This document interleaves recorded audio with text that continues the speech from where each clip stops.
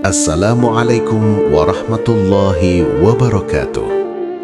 Sahabat beriman, dunia ini hanya persinggahan, tempat kita menanam amal, tempat kita menahan diri dari kezaliman, dan tempat kita membangun bekal untuk perjalanan yang jauh lebih panjang, perjalanan menuju akhirat.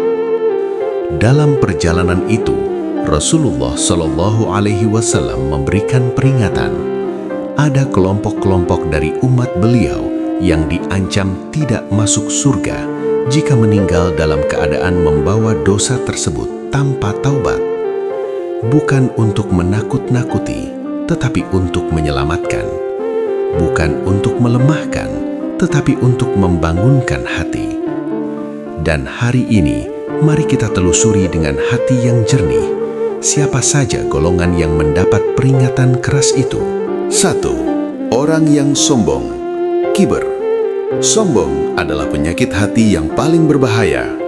Ia tidak terlihat, tidak terdengar, tidak tercium, tetapi menghancurkan jauh lebih cepat daripada api. Rasulullah Shallallahu Alaihi Wasallam bersabda, tidak akan masuk surga orang yang di dalam hatinya terdapat kesombongan sebesar biji sawi. HR Muslim. Sombong adalah warisan iblis. Ketika diperintahkan sujud kepada Adam, ia berkata, "Aku lebih baik darinya." Dan sejak itulah ia terus menggoda manusia agar meniru sifatnya. Kesombongan membuat seseorang menolak nasihat, memandang rendah orang lain, dan membusungkan dada seakan hidup selamanya. Orang sombong berjalan di muka bumi seakan ia pemilik dunia, padahal tanah yang ia pijak suatu hari akan menjadi tempat ia dikubur. 2. Anak durhaka kepada orang tua. Orang tua adalah pintu surga di dunia. Mereka yang mendidik tanpa meminta balas, yang terbangun malam-malam demi anaknya, yang menahan lapar asalkan anaknya kenyang.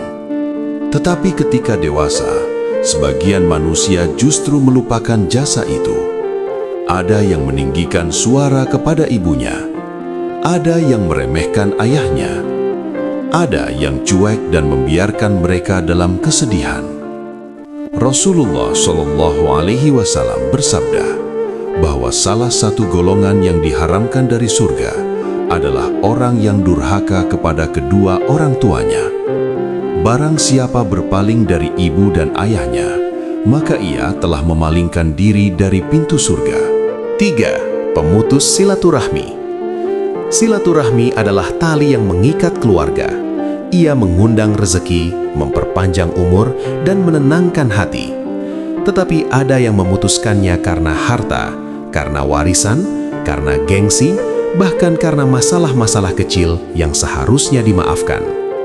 Rasulullah Shallallahu Alaihi Wasallam menyatakan dengan tegas, tidak masuk surga pemutus silaturahmi.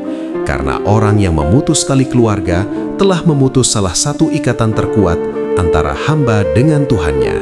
4. Pelaku dosa besar yang tidak mau bertaubat. Zina, riba, pembunuhan, pencurian, makan harta haram. Dosa besar bisa menghancurkan kehidupan seseorang, bukan hanya di dunia, tetapi juga di akhirat. Zina merusak kehormatan. Riba merampas keberkahan, membunuh menghilangkan nyawa yang sangat dijaga, dan memakan harta haram menutup pintu doa. Jika seseorang terjatuh tetapi kemudian bertaubat, maka Allah sangat maha penerima taubat. Namun jika seseorang keras kepala, menolak berhenti, dan mati dalam keadaan membawa dosa-dosa itu, ia termasuk golongan yang terancam jauh dari surga. 5. Pemakan harta anak yatim. Harta anak yatim bukan untuk disalahgunakan, bukan untuk dipakai sesuka hati. Allah mengibaratkan orang yang memakan harta anak yatim seperti orang yang memasukkan api ke perutnya. Mengapa ancamannya begitu berat? Karena anak yatim tidak punya orang tua untuk membela mereka. Allah lah yang menjadi pelindung mereka. Menolong anak yatim adalah pintu surga, tetapi menzalimi mereka adalah jalan menuju murka Allah.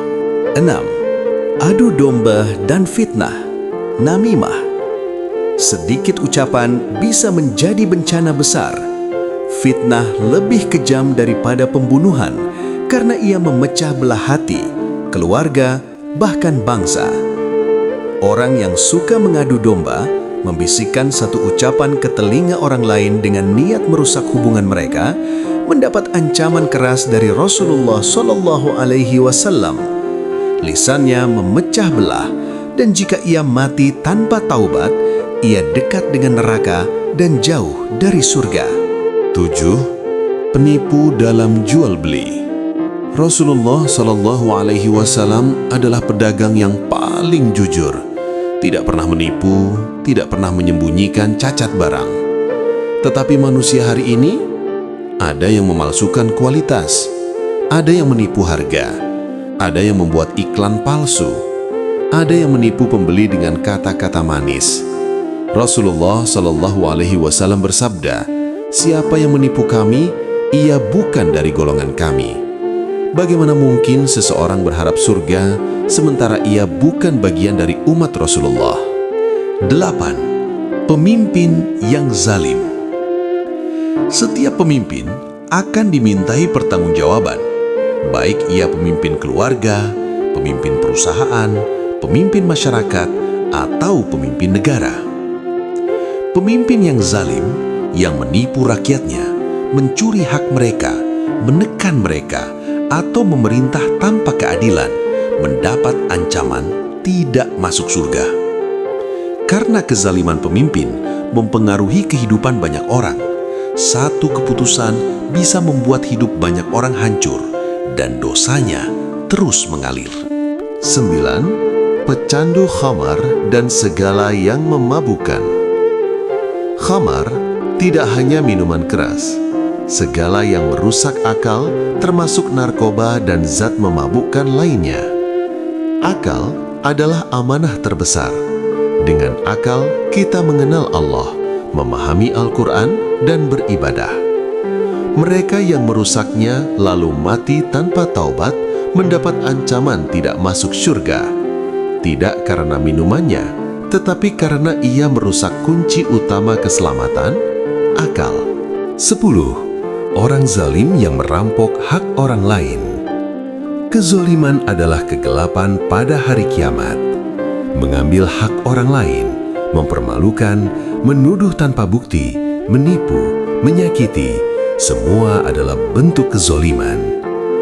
Rasulullah Shallallahu Alaihi Wasallam mengingatkan bahwa orang zalim akan bangkrut di hari kiamat. Amal-amalnya yang banyak akan diberikan kepada korban. Jika amalnya habis, dosa-dosa korban akan diberikan kepadanya. Inilah golongan yang terancam jauh dari surga. Sahabat beriman, ancaman ini bukan untuk membuat kita putus asa, tetapi untuk mengingatkan pintu taubat masih terbuka. Selama kita masih bernafas, selama hati kita masih bergetar mendengar nasihat, selama kita masih ingin berubah, maka Allah akan membuka jalan. Jika ada sifat dari golongan tadi dalam diri kita, jangan putus asa. Perbaiki diri mulai hari ini, karena Allah mencintai hamba yang kembali kepadanya. Semoga Allah menjauhkan kita dari golongan yang diharamkan surga dan memasukkan kita ke dalam rahmat-Nya yang luas. Wassalamualaikum warahmatullahi wabarakatuh.